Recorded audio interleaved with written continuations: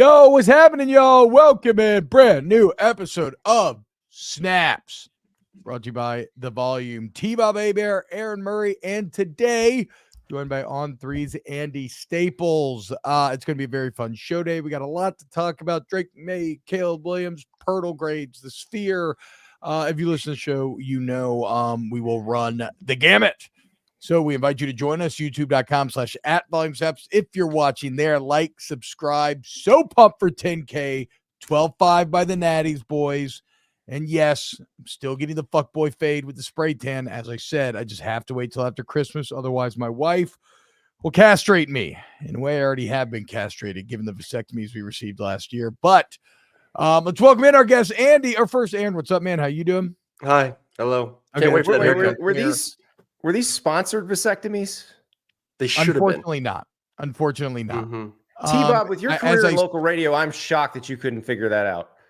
That's what I'm saying. I mean, I could have if I really wanted to put the effort in. In the end, like most things in life, I just end up getting lazy about it. But no, I did say that would be the ultimate local radio man move.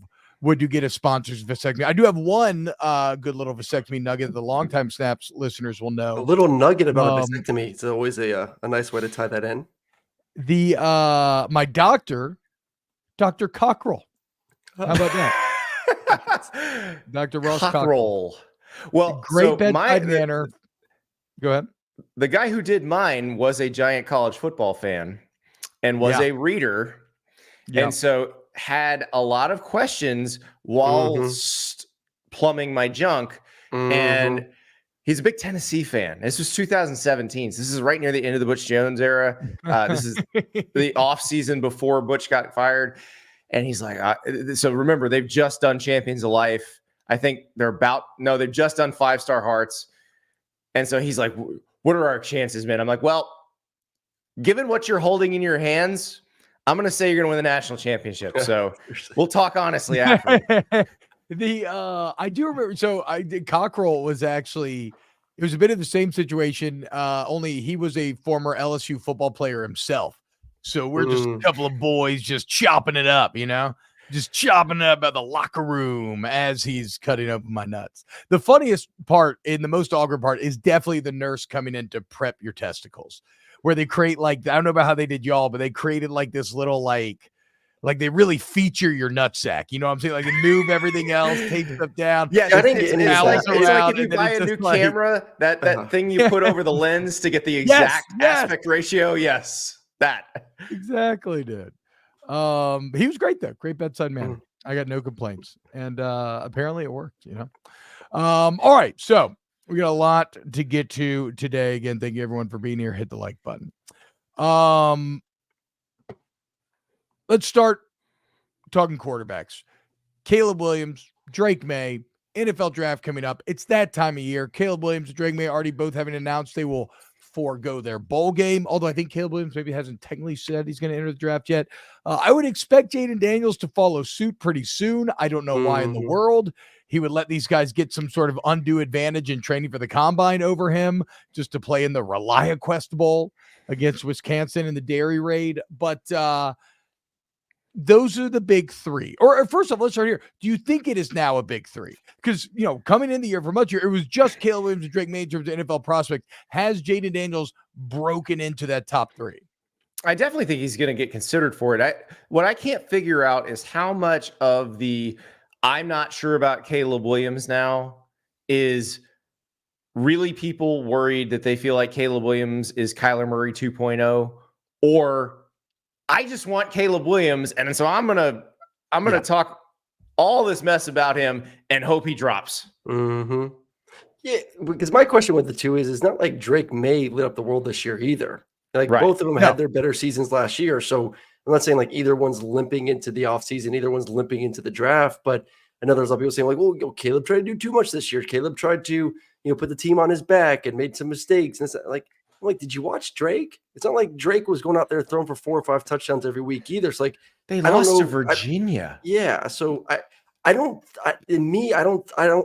believe Drake Maye caught up any kind of ground or should be picked above Caleb based on the way that either one of them performed this year. Yeah, I think Caleb's the best quarterback. I mean, if we're just talking skill set, arm talent, intangibles, the intangibles are what everybody's worried about, but like wanting to win and being sad he didn't win, Mm-hmm. not necessarily a bad thing to me. Now, I don't need to see you bawling, boohoo, crying after regular season games, because if that's going to happen to you in college, boy, buddy, the NFL is going to be rough, because even if you're really good, you're going to lose 5 or 6 games a year. I think, look, who do you think scores highest on the intangible front? So I kind of feel like that would actually be Jaden Daniels. And the reason why I've been talking about lately, it's because it's not just, he's got this like, very humble, sincere sort of personality, which honestly, maybe the NFL would want him to be a bit more vocal. What you talk about in Heisman speech, you said you wanted me to do it. I got it outside my comfort zone to try to do that. But to me, when I talk about intangibles, I really want to know like work ethic, commitment to the process. And when you look at the leap that you saw Jaden Daniels make this year, like the only way that happens is if you're obsessed with getting better. And there's all kind of, and this stuff becomes a bit apocryphal. Like you never know where the line ends, but I take it pretty much at face value. But like his training regimen during this offseason was it was grindy. It was constant film session before the sun came up, learning to work through progressions, all these other sorts of things. And so, yeah, I would score Daniels, and that's why I would maybe have him taking over Maye potentially, or the intangibles combined with kind of that modern NFL meta where Lamar Jackson is showing, oh yeah, you can win in the NFL very consistently with a true dual threat, and Jaden Daniels an even better passer coming out of college. Right. And that's the thing with Jaden Daniels, that the people who think, oh, it's because of his legs, the yards he gained on the ground, if you watched a lot of LSU this year, were pretty much desperation. Like, this play has blown up. I am escaping the pocket and I am running. He's still looking downfield most of the time, and he's a very good downfield passer. Like, I'd be more worried if he was a guy who completed 80% of his passes, but none of them were 5 yards past the line of scrimmage. Like, this dude is throwing deep and he looks good. Literally, Bo Nix. I wasn't gonna say it. I mean, Bo Nix. It was 78%, by the way. But so but Jaden Daniels clearly can get the ball down the field. Now, are people going to be as open for him in the NFL as Malik Neighbors and Brian Thomas were? Probably not. But I think that's one of those things that, like, you just can't predict, like, how a guy's going to react to the difference between NFL open and college open, because that was the knock against Tua for his first couple of years in the NFL was, well, they're not as open as they are at Alabama, and he's kind of clutching a little bit. Well, guess what? When you have Tyreek Hill and Jalen Waddle, they can get that open, and it seems like Tua has gotten over that risk aversion and said, you know what? I'm going to have to rip it in here. Yeah, and you got right too. Yes. Andy, I want to ask you this. To McDaniel, that's massive. Yeah. JD kind of asked us about to go there next too. Like we talk, it was always the big two. We always talk about, could Drake overtake Caleb and become the number one quarterback? Like, do we need to have a discussion of Jaden being number 2 or number 1? Because best athlete goes to Jaden. He's shown us he can throw the ball vertically down the field. He's shown us he could make every single pass. Plus, he is more athletic than the other 2 guys. Like, is there a legit conversation of him being 1 or 2 in this conversation? Oh, I think there definitely is a legit conversation based on what we saw this year. Based on, quarterbacks that we've seen in the past, I think Joe Burrow helped Jaden a lot by forging a similar path a couple years earlier, where people are going to look at what Joe Burrow did between year 1 at LSU and year 2 at LSU and how similar what Jaden Daniels did was, and go, you know what? We might be dealing with the same kind of person here, and that bodes very well. Plus, what you saw on the field from Jaden Daniels is fairly undeniable. So I agree. Let's throw them all in a bucket and let the NFL kind of sort it out 1, 2, 3. We don't have to assume Caleb's number 1 anymore. I think Jaden has earned the right to be in the conversation. Who in your mind would if someone was going to overtake Caleb? I lean more to Jaden. It'd be Jaden. It wouldn't be Drake. Yeah, it would be Jaden. And I think this is going to be one of those. We're going to hear every bit of dirty laundry about Caleb and Drake and Jaden if he gets into that into that echelon, because there's so many quarterback desperate teams, so many teams feel like they got to get one of these guys. Yeah, and look, Dobby's in the chat says beginning of the season, best QB class in a long time. End of the season, they're all right. Well, nobody's saying they're all right, but this is where it's still an incredible quarterback class because three guys you're talking about. I wasn't thinking about anybody beyond Caleb and Drake when the season started. I didn't know who was going to be up there with them. I'm pleasantly surprised that we're talking about Jaden Daniels now. But I think it's a part to do with Jaden playing out of his mind, but also those two, once again, like I said at the beginning, like those two were not underwhelming, but they did not hit the bar that they kind of set from a year ago. Yeah. Like those guys were superstars. Like I was kind of viewing Caleb as one of the best quarterbacks I've seen over the past 2 decades. And I still think that he is the talent to be that, but obviously didn't show that for the majority of the year. Can I ask you guys a question about Caleb that requires a little examination into USC post Caleb? How much talent was really around Caleb Williams this year? Not as much. We kind of talked about it yesterday. That's going to be the almost paradoxical knock against Jaden is they're going to say, oh, well, he maybe had the best O-line in the country. He maybe had the best 2 receivers in the country. So like, yeah, I know I'm with you there, Andy. Like both had to overcome awful defenses, but obviously Jaden with significantly more help in doing so. Jaden has 2 NFL tackles. Yeah. And then the interior guys are probably playing in the NFL too. Yeah. 2 NFL, like wide receiver 1 or wide receiver 2 in the NFL. Those 2 guys will be. And Zachariah Branch is going to be amazing, but he's a true freshman and he didn't get a chance to do that much this year. You know, he didn't have Jordan Addison this year and it showed. All right, look, well, and then to get back at what Dobby was talking about there, so no, I mean, exactly right. So that's why probably though, even though Caleb Williams had a down year, he still remains number 1 pick in a lot of people's minds because that raw physical talent is still there. That's sort of Pat Mahomes style.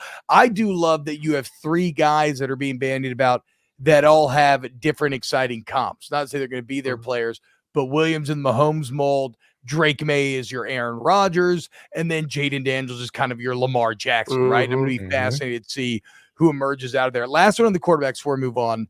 To Dobby's point, all I'm saying is yes, make no mistake, the quarterback class is still great for this year's NFL draft. I mean, even beyond these guys, you're going to have exciting kind of take a shot guys like Penix. You got Bo Nix. Now, maybe because there's no longer like a Quinn Ewers here and, Carson Beck looks like he'll probably return to Georgia. Maybe there's, some of that is pushed to next year, but I still think it's going to be 2 good years of quarterbacks for the NFL. Do y'all agree? Well, yeah, I think next year could be even better than this year, but I want to ask Andy this question. So say Penix goes out there and wins at least versus Texas and has a good game, national championship, and hell, Washington wins a national championship. Like, do we need to think about him in that conversation? Of his medicals 3? Are going to be rough, and that's the thing that people don't think about because we're just looking at pure performance in college, but NFL teams are looking at that because of the investment. Like, it's not just picking the guy in the first round. It is. If you think you're getting your franchise quarterback, you're talking about what you're hoping is a 10 to 12 year decision. And they're going to look at his medicals and be like, 10 to 12 years feels like an awfully long time with this guy who had 3 season ending injuries in college. So that's the part. And it's not Michael Penix's fault. There's nothing you can do about that. But NFL teams are going to take that pretty seriously.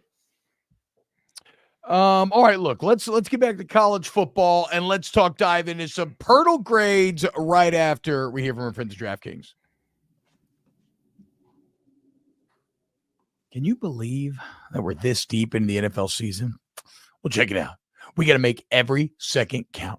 And with the DraftKings Sportsbook app, you can make the most out of every game day. You can bet on your favorite teams for a shot at winning big bucks. And right now, new customers can score $150 instantly in bonus bets for betting just $5 on any NFL matchup. That's right.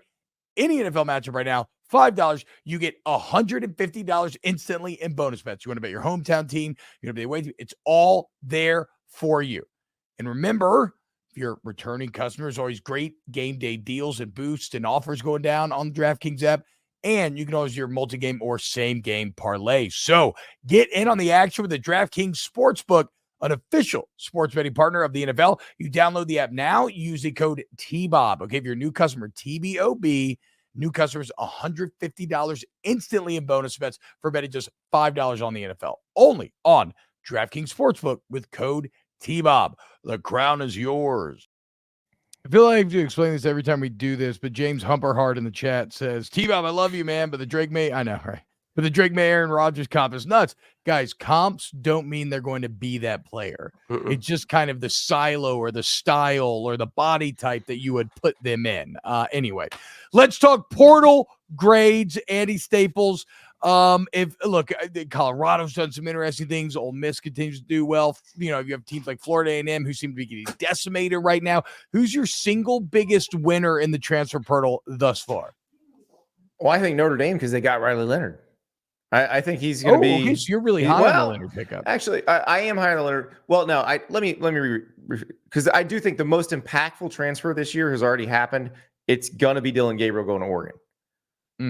He's going to fit into that offense really well. It sounds like Oregon's collective's got some more money to spend too, by the way. So it sounds like there could be some more names in this portal class, similar to last year, Oregon beefing up in the portal. But the one move, I do like Riley Leonard to Notre Dame, but the Gabriel thing, I just have so much confidence in him, what he can do in that offense. I know it's a different offense than he ran at Oklahoma and UCF, but he's a volume thrower, very accurate, especially near the line of scrimmage. Like he feels like the type that would fit very well in that offense. And if you look, go back to the Texas game, the way he made things happen with his legs when he needed to, like that's what that offense needs. That's what it requires. That's what Bo Nix was so good at. And I think the other piece of that is you may see them get Dante Moore too, or you may see them get somebody else, another quarterback who's younger, who can be the understudy. And if they have that, are they more willing to just sort of let it rip with Dillon Gabriel and let him run? Because I felt like Dillon Gabriel got a lot better when Oklahoma had Jackson Arnold sitting there and felt confident that he could go in and get the job done versus the year before. I want to go back to Notre Dame real quick. So we kind of debated this a little bit back and forth yesterday.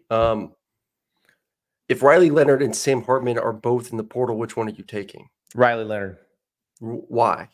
Is it because of who Notre Dame is, or you just like his skill set better? He's a better athlete. He can move around a little bit. He's got a good arm, and he elevates the level of play. I mean, Sam did too, but we got a really good example of Duke with Riley Leonard and Duke without Riley Leonard, and you could see how valuable that dude is.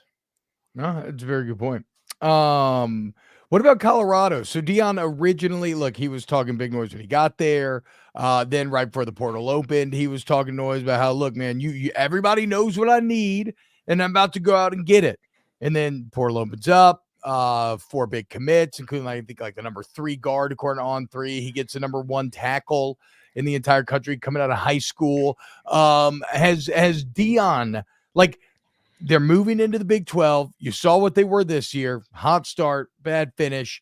Where are your expectations as they sit here on December 13th? Better, but not dominating the Big 12 or anything. I think now you move into bowl eligibility. You move into, can you get to 7-8 wins? That sort of, it's because it's still the line of scrimmage is the problem. And that's just not changing. And you're trying your best to get what you can out of the portal. And you mentioned Justin Myers. He's from UTEP. He's the number 3 interior offensive lineman at On3. They've gotten a guard and a tackle from Indiana. If you watched Indiana play last year, you're not going, oh my God, that's going to revolutionize their offense. It's not.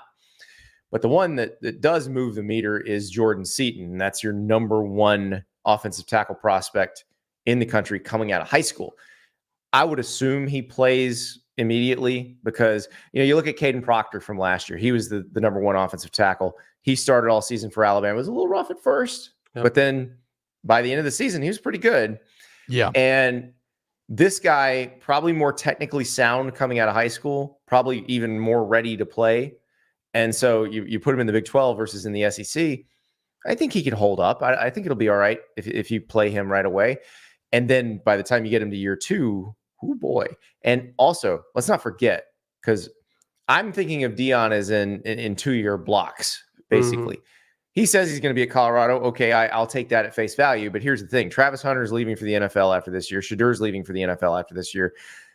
You could bring your Louis luggage to the next stop. Jordan Seaton can be part of your Louis luggage because he's never transferred.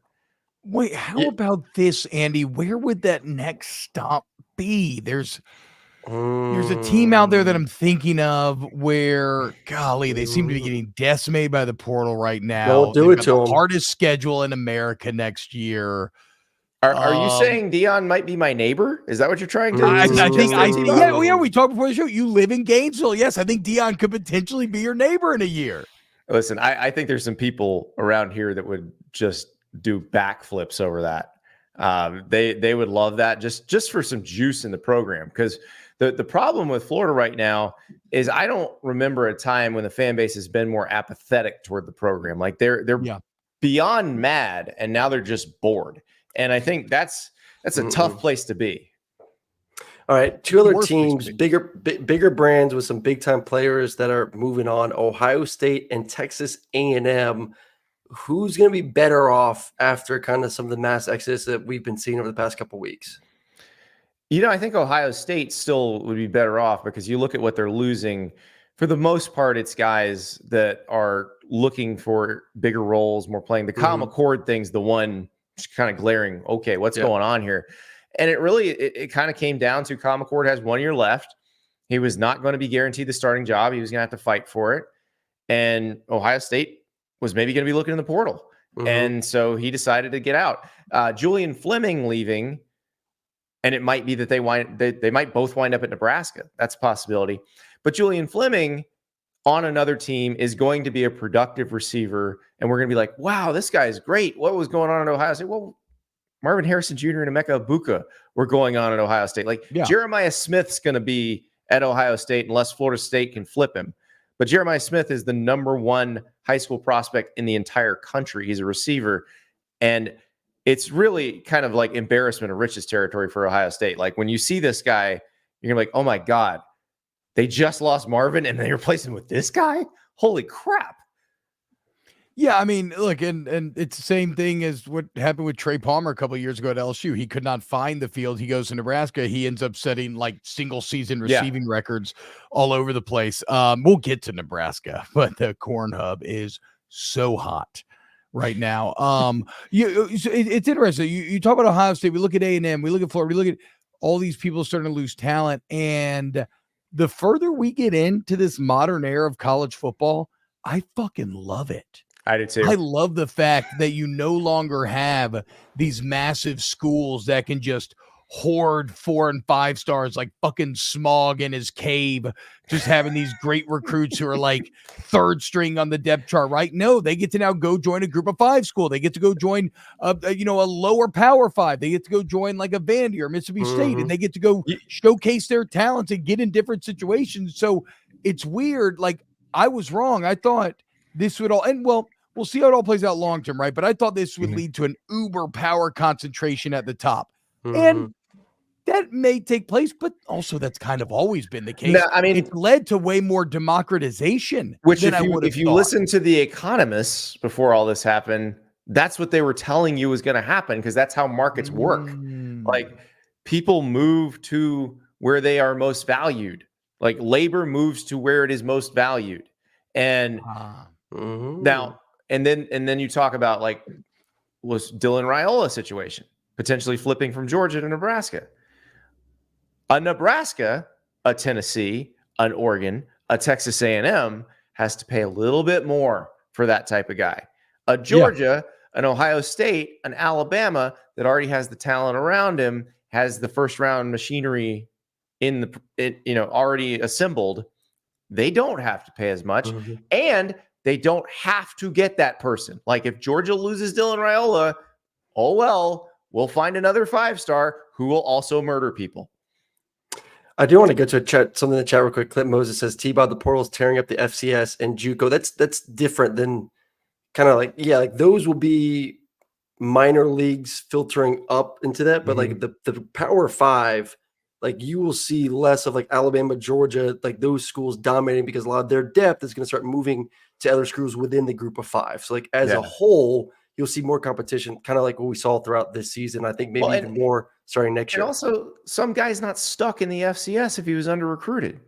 Yeah. Like he's that's a good valued. Thing. Yeah, that's not a bad thing. Like I know I get that the FCS coaches are like, well, we put in the time to do it. Okay, well, guess what? If you do well in the FCS, you know where you're going? The FBS. Yeah. So what's wrong with the players doing that? The one school Power Five that I do worry about a little bit is Vanderbilt. Vanderbilt's viewed as that minor league, and they're just they're a farm team. Like I don't know how Vanderbilt to me will never survive in the new era of college football. They can't. But were they really surviving in the old one? No, but at least we had fun conversation of like, could they get to a bowl game? Obviously James Franklin had success. They had 5 wins last year, and now you look at what happened this year, and they continue to lose all their like starters on offense. I don't think they'll ever get close. I mean, what I would do if I were somebody that Vandy liked out of high school, and I didn't have like another huge FBS offer, I'd take it. I would take as many classes as I could and try to ball out and try to get that degree as quickly as possible, and then move to a power, to the Tyler Steen model. Yep. I want to go to, because I've listened to like Georgia Talk Radio all day today, and obviously all these people hitting me up like, Kirby Smart's the next Dabo Sweeney, and the Georgia reign's over, and we're losing all these guys in the portal, and we lost Dylan Wright. Like Georgia fans, man, they are feeling some kind of way this week right now. Like with all the kids in the portal and then Dylan, I mean, they are feeling it. But like that's the talk. Like there's legitimate people saying like this is Kirby's the next Dabo. What can you say to those fans, or do you agree? Who did they lose who is a big contributor from this year's team in the portal? Who's in the portal? I would say the portal is working exactly right for them. Highly recruited players who got to Georgia, got on the practice field, like, whoop, I ain't ever starting here. And they're out. Yeah. The Dylan Raiola thing, listen, Georgia does not have to pay top dollar for a quarterback. They're not desperate. That's what we said. Yeah. If Georgia wants a good quarterback, they can put the help wanted sign up. Like they have Carson Beck coming. So they don't even need to do it. But let's say Carson Beck has a dream tonight and decides, I really want to be, an Arizona Cardinal, and says, I'm going pro. Georgia can hang the help wanted sign, and every decent quarterback will dive into the portal to go play for them. Like it's not an issue. Part of having all those good players makes it where you don't have to be held hostage by one recruit or one dude in the portal. That's the advantage Georgia, Ohio State, Alabama, that's their advantage right now. Now, because I'll give you an example. We talked about Florida. DJ Lagway is the quarterback committed to Florida's 2024 class. I'm pretty sure he's still coming. But Mike Elko, because DJ Lagway's in Willis, Texas, he's nearby. He's pretty awesome. Mike Elko has said, you know what? I am going to attempt to recruit this gentleman. And so all the Florida people are all worried. I still think he's coming to Florida.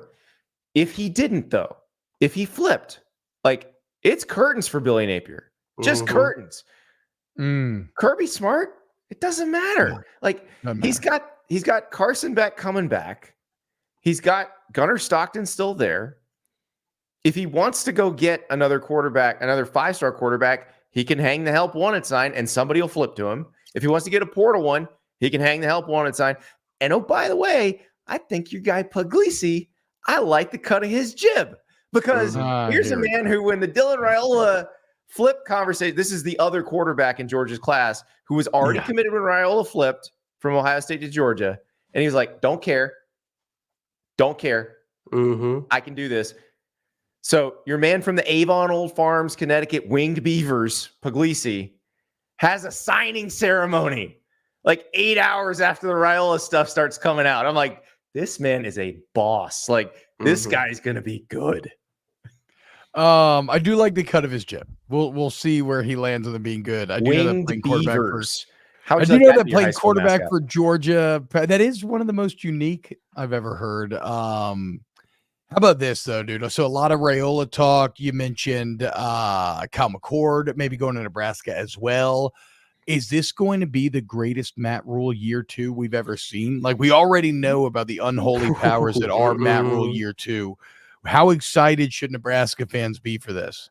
Very excited, because he said before this season even started that it felt closer to year 2 at Temple and Baylor than it felt year 1 at those places, because those were tear down jobs. Yeah, way this better. was not a tear down job. Like, should they have won one more game and gone to bowl? Yeah, like they should have, but they were right there. And I don't look at the close losses at the end. I don't look at them the same way as during the Scott Frost era. And perhaps if there are some more of those, maybe I will. But right now, I don't think. I do think they are trending in the right direction. That's exactly what we got into for T-Bob's merchandise, for T-Bob's Pornhub merchandise. He's hoping they're trending in the right direction. So no. I don't give a shit about the merch. I don't get a cut of merch. I don't care about that. I just like Nebraska. It's nostalgic to me, dude. I want them to be good. It's fun when big brands are back in football, right? You always say that about your Longhorns, Aaron. Well, guess what? I feel the same way in Nebraska. Give me more good Big Ten teams too. And I know you're getting that through some Big Ten transfers, but like outside the Big Ten was like, what is it, Andy? Total Recall with the girl who has 3 boobs. I mean that was the Big Ten this year, right? I mean, like it was 3 tits and then nothing else. So get out of here. Well, because you're gonna get good programs in Oregon and Washington and probably USC, maybe. That's another discussion for another day. But I would like to see Nebraska and Wisconsin and Michigan State decide, you know what, we're gonna try to play at that level too. And I think Wisconsin hiring Luke Fickell is a clear signal that they plan to do that. I know that's the plan at Nebraska. Execution is a little more difficult, I think, than people realize. And then we'll see what happens with Jonathan Smith at Michigan State. But if that happens, you are talking about a bloodbath of a conference, and it would be awesome. Yes. Look at that beautiful corn hub. Last one for me on the portal before we get into some of these playoff games, Andy. Any team besides some of the bigger brands we've talked about that like surprised you, like, oh my God, this team's making moves in a good or bad way that we should be on the lookout for? I'm excited about Jeff Brom dipping into the Ivy League from a man, Thor Griffith, the D tackle from Harvard. He's also got an offensive tackle from Yale as well. And Tyler Shook, who is one of those guys. He's been at Oregon. He's been at Texas Tech. He's one of those guys where if he could ever stay healthy for a season, you're like, ooh, there's something there. You know who we used to say that about? Michael Penix Jr. So I'm always confident in Jeff Brom with a quarterback who has tools. So I like that. And then, going to get my man Thor his 45 reps at 225. I asked him about it on the show. I'm like, do you ever get bored doing that? Like that takes like a whole minute. He's like, nah, you don't get bored. I do remember. I remember reading about him on Feldman's biggest freaks list back at the beginning of the season. So I'm excited to get him on the biggest stage here. A Louisville fan mentioned it, or I know it was a Florida State fan mentioned it to me when we were talking about Thor going to Louisville. Said they want to get their own Braden Fisk. Braden Fisk is the Western Michigan D tackle that went to Florida State that just terrorized Louisville in the ACC championship game. So that, like, Braden Fisk, Thor Griffith built very similarly. It's one of those things where the NFL guys are going to be like, I don't know about your measurables, but they can play. Yeah. Short arm vibes out of both. Also, why else would you say that Braden and Thor are alike, Andy? Is there some other sort of common denominator? Both just short white D linemen, something short kind of compact white D linemen, stuff you don't see that much. I wasn't going to take it there because Grady Jarrett has the same body too. That's true. He was pretty damn good. That's absolutely fair. All right. How about this? Let's go ahead and dive into some of these games. Alabama, Michigan, playoffs coming up. I'll ask you this, Andy. What is better for college football here? Alabama winning or Michigan winning? Oh, on one hand, you have either way. College. Yeah. Well, and we say let's be honest with the audience here. When we say what's better for college football, we mean what's better for us who get paid to talk about college football. And the answer is we all win no matter who wins. Like the best possible outcome of the Rose Bowl is something highly controversial in a very close game. And we all win that way. Who's the better football team? Alabama. I struggle to. T-Bob and I we'll break down this game obviously in the next couple of weeks up to the game, but just initially I struggle figuring out how Michigan scores on that defense consistently. I think you really turn JJ loose, but the problem is Michigan does not have the really dynamic guys on the outside. If they had one of Ohio State's big two, it's you're talking about a completely different story. Because I like what they do with their tight ends. Like they get them involved and find ways to get them open. They have good backs. Like the line's good. That's the problem is how dynamic are you on the outside? And these are the best DBs that they're going to face all season. What about this? If Alabama does win and goes on to win the national championship, do you think that is the end of Nick Saban? Oh God, it's only the beginning. He's enjoyed this year so much. Like tack on 5 more. He's like, oh, I'm re-energized now. Like he's such a good moment for him to walk away though. It is interesting though. I mean, I host a show with AJ McCarron, and back at the beginning of the year, AJ was talking about how there was a lot of whispers out of Tuscaloosa that Nick was getting real fed up with stuff, ready to hang it up. I'm with you, Andy. I think he did finally, like I talked about a lot on the show this year. Like, you know what's not fun? Coaching while you're winning by like 45. You know what is fun? Coaching when you're actually in a bloodbath and you can motivate because like you have to win the game. So I feel you may have gotten some juice, but to Aaron's point, you walk away with a natty on this team, go enjoy that new house, the Ferrari dealership. It just seems like good timing, dude. Yeah, but we're all looking at it like we would look at it. Like, yeah, I would love to achieve the ultimate achievement and just walk away with more money than I could ever spend in my life, and you'd never see me again. That's absolutely how I would handle it. What the hell would Nick Saban do all day? Golf. Relax. You're not playing golf all day. I could. Hell, you gave me that much money. I go play golf. He said we could. We could. Normal. But he's not. He's not wired like normal people. Like, so the money doesn't matter. Coach till he fucking drops? Is that what you're saying? Really? Yes. Okay. Miss Terry kick his ass out of the house. It'd be like Bill Snyder. It'd be like, what? You were much easier to deal with when we never saw you. Please go back to coaching. All right, flip it over to the other side, Andy. Texas, Washington, that football game. What's the initial thoughts of this duel of elite offenses and 2 defensive backfields that may get picked on a little bit? I'm very excited. I think this is going to be a lot of fun. I want to see that kind of mixture of playmakers on the Texas offense versus just elite receivers and a quarterback who knows exactly how to get on the ball. I think it probably comes down to, can Washington's offensive line make some room to run against Tavondre Sweat, Byron Murphy and company? I think that's going to be the biggest challenge for them. But I will say, I was really impressed with them in the Pac-12 championship game. I thought they were getting some movement against a pretty decent Oregon D-line. It's not as good on the interior as Texas. They did it both times versus Oregon, too. They did. Like both the games versus Oregon, they kind of ran the ball on them. And that's the only time we've really seen them against this, that level of talent up front. But this is better talent that they're going to see up front. So it's just a matter of can you handle that? And also, can Texas get to Penix? Because I think Oregon got to Penix a little bit, and when it could, they become a much more mortal offense. I think Texas, like if I'm Texas, I'm taking some chances and going after him, because if he's got time, I'm done. Yeah. But that's the classic quandary of playing a great quarterback, right? Because then if you add to the rush and you go after him, well, you better be able to hang with those guys on the back end. Actually, I go back to Kirby this year. They're not good. Go back to Kirby in the Rose Bowl against Baker Mayfield. Like their thing was let's put an extra guy in coverage and don't let him find people. And all he did was pick them apart. And so at halftime, Kirby goes into his corners and is like, guys, You're on an island. Good luck. We're putting that extra guy in the box. And it won him the game. Who do you think wins it all, man? Because I doubt we'll talk to you again before this is all said and done. I am leaning Alabama. I think Alabama. Oh, look at Aaron with the hook 'em.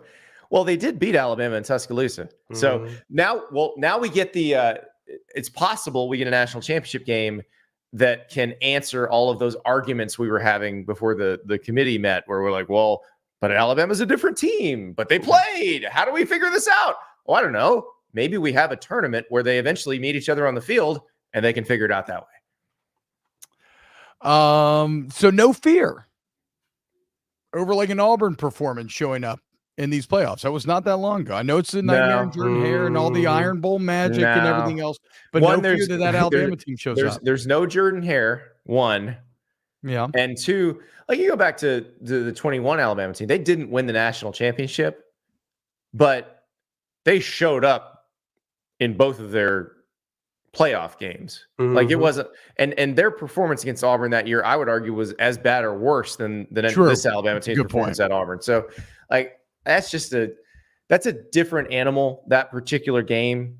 I think given what we've seen, they'll show up for whatever they need to show up for here. I don't think we're going to have one of those. Now, is there a game potentially that could play out like the first Texas game where you've got a couple Milroe interceptions that make it? Yeah, that's how they would lose one of these games. That's how they would lose against Michigan or lose in the title game, is somebody forces Milroe to make crippling mistakes.